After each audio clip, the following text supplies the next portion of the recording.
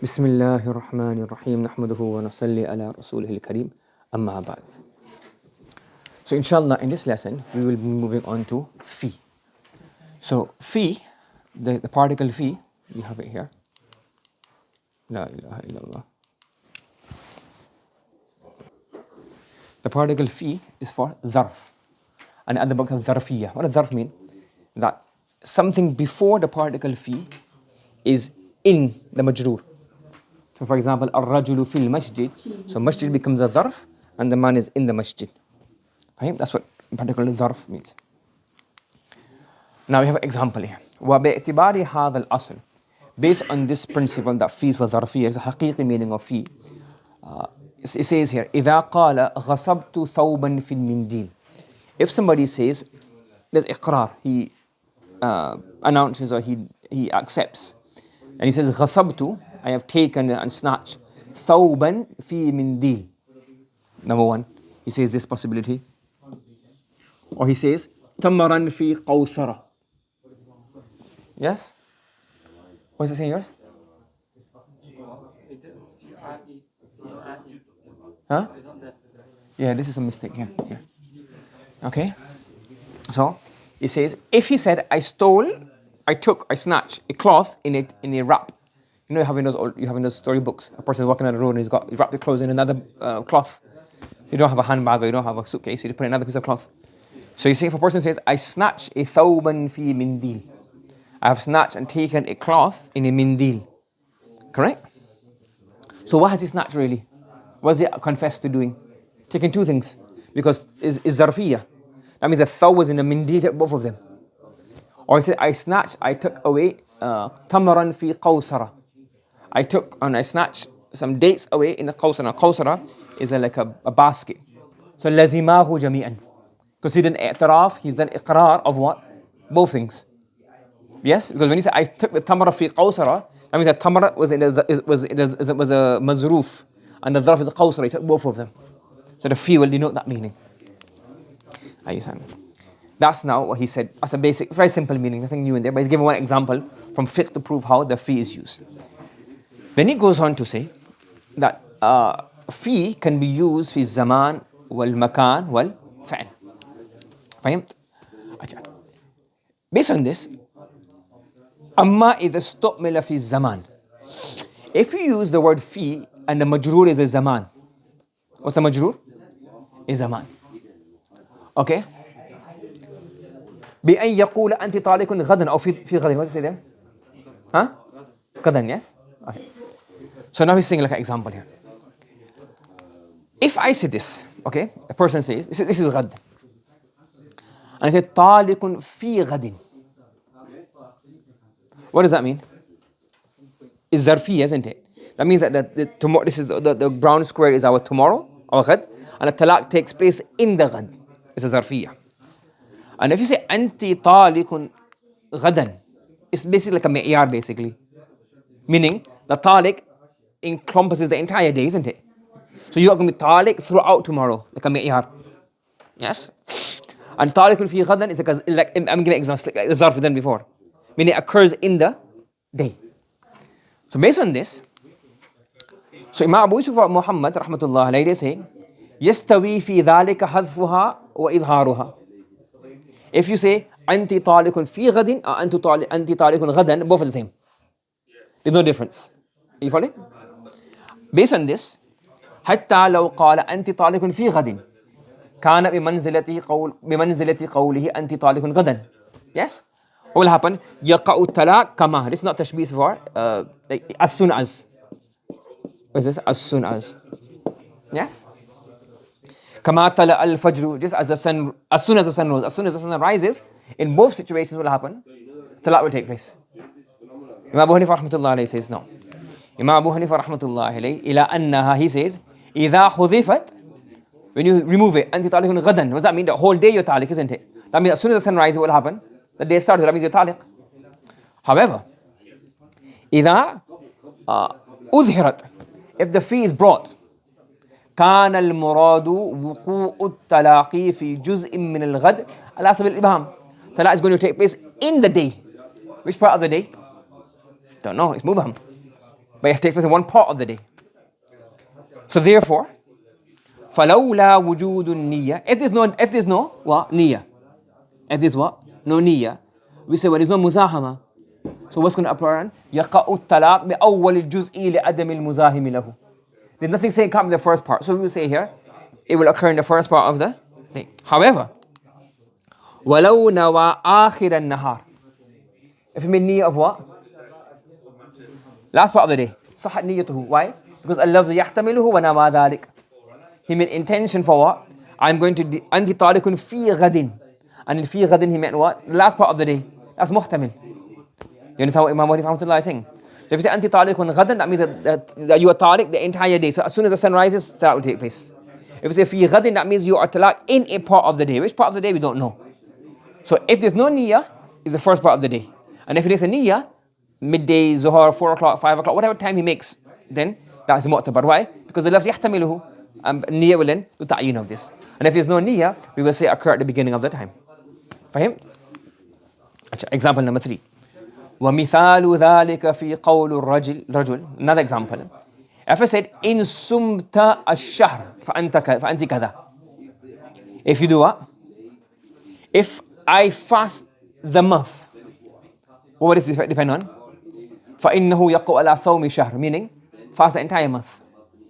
And if إِن سُمْتُ فِي الشَّهْرِ what will happen? Any one day.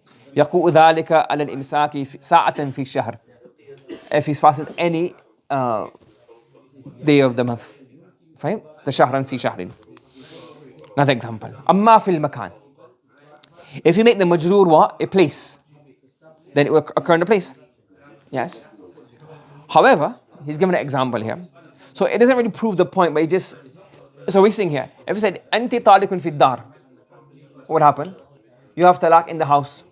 You have talaq in Makkah. يكون ذلك طلاقا على الإطلاق في جميع الأماكن. Really, in theory, another example would be, for example,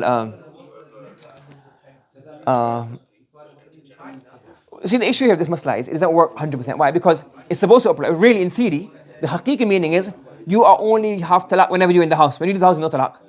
When you're in Makkah, you're not my wife. When you're after Makkah, you're my wife. But does that work? So therefore, it's laghu. So this fi dar and fi Makkah is what? What is it going to be?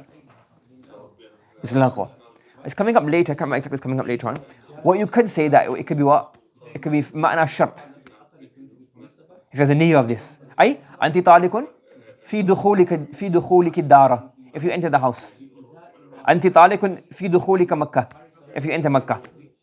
But if no niyyah as such, then we say here the talaq will happen in the dar in Makkah because talaq is not muqayyad with any makan. That في Makkah and that في dar qayd and zarf is laghwa. So not really exactly proving the makan part. So he's given an example where makan is mentioned, but then the makan becomes laghwa. But it can work in makan. I can't think of any at the place where the hukam would be. Yes? The easy example would be the one we done before. غَصَبْتُ الثَّوْبَ فِي مِنْدِيلٍ. So now is a makan in it. Mindil is a makan in the place. So now both will be lazim. Okay? Okay. وَبِاعْتِبَارِ مَعْنَى الظَّرْفِيَّة. Now what if you do idafa of the fi to a fa'il? Because of the dharfiyya meaning found in the fa'il, قُلْنَا إِذَا حَلَفَ عَلَى فَعْلٍ. If he takes an oath of a fa'il, I'm going to do certain action. وَأَضَافَتُ, not أَضَافَتُ, وَأَضَافَ, yeah. It's got two mistakes.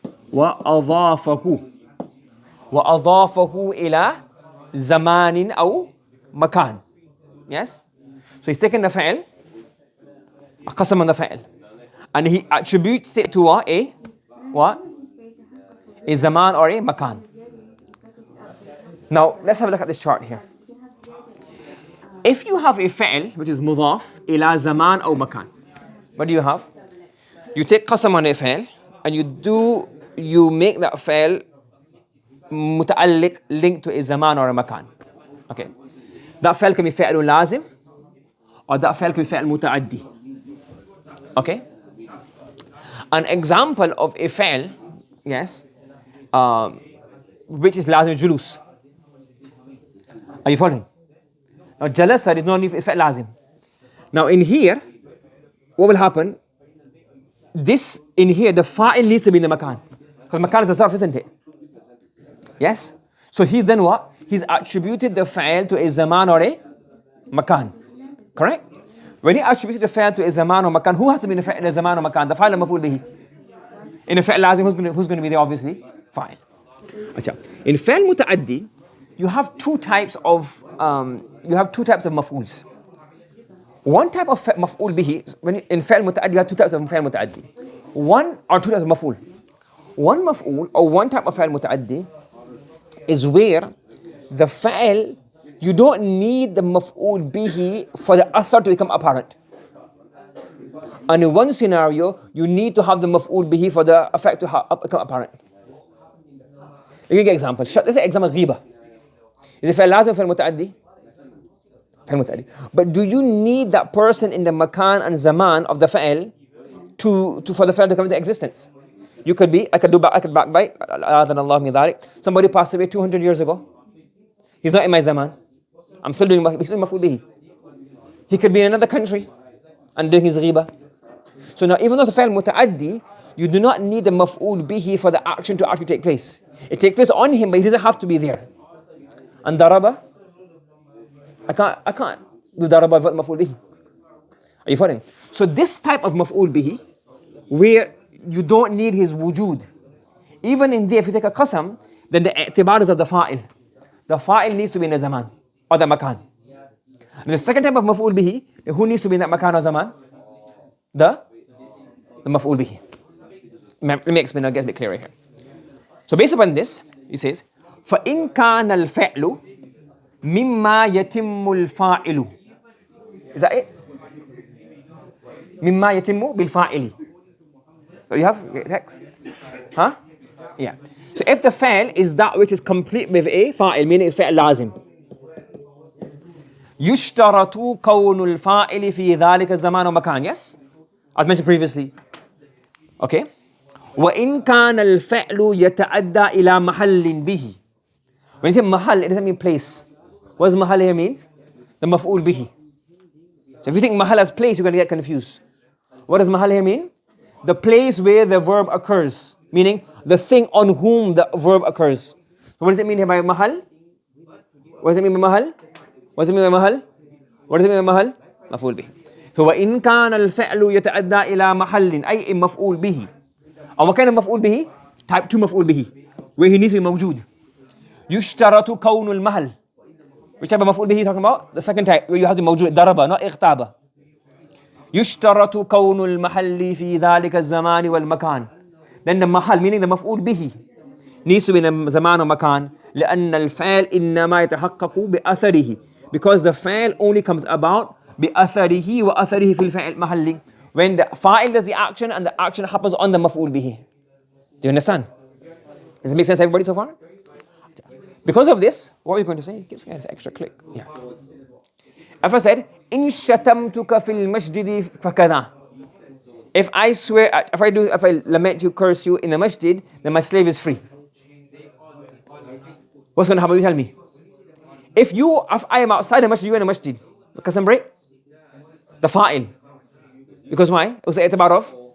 Why? Because it's the fa'il muta'addi, but whichever muta'addi, you don't need the maf'ul bihi mawjood. So we'll say here, فَشَتَمَهُ وَهُوَ فِي الْمَسْجِدِ. And the fa'il is the masjid. وَالْمَشْتُومُ خَارِ الْمَسْجِدِ يَحْنَث. He will break the qasam, he will have broken his qasam. Yes? Meaning the slave will be free. You got it? ولو كان الشاتم خارج المسجد والمشتوم في المسجد لا يحنث. Do you understand the masla? Because even though it's fa'il muta'addi, there's not a fa'il muta'addi which you need him to be there in the masjid. Number 3. ولو قال إن ضربتك أو شججتك في المسجد فكذا. What happens now? يشترط كون المضروب والمشجود في المسجد ولا يشترط كون الضارب والشاج فيه. So who needs to be here? The fa'il does not need to be in the masjid. Who needs to be in the masjid? The maf'ul bihi. You say, well, how can it happen? Stand outside the masjid with a pole and they hit him inside. No? Stand outside with a pole and they hit him. Or pellet gun and wound the pellet gun. Or whatever. Yes? Is everybody in the masala? Is it clear to everybody? Okay.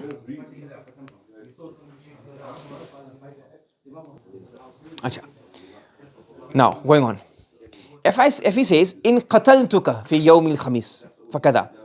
Again, this is qatala, but if I kill you on Friday, on Thursday, what happens now? He's doing idafa to the time, isn't it? So, فَجَرَحَهُ قَبْلَ يَوْمِ الْخَمِيسِ وَمَاتَ يَوْمِ الْخَمِيسِ. When does the fell take place? When he actually dies, not when he wounds him. Now, if he wounds him on Thursday and he dies on Friday, what happens then? What happens then? The slave will be free. وَلَوْ جَرَحَهُ يَوْمَ الْخَمِيسِ وَمَاتَ يَوْمَ الْجُمْعَةِ لَا يَحْنُث. You get it? Why? Because it's actually the maf'ul bihi's i'tibar counts, not the fa'il. So the maut must take place on the yawm al-khamis. فهمت؟ अच्छा. So far so good? ولو دخلت الكلمة في الفعل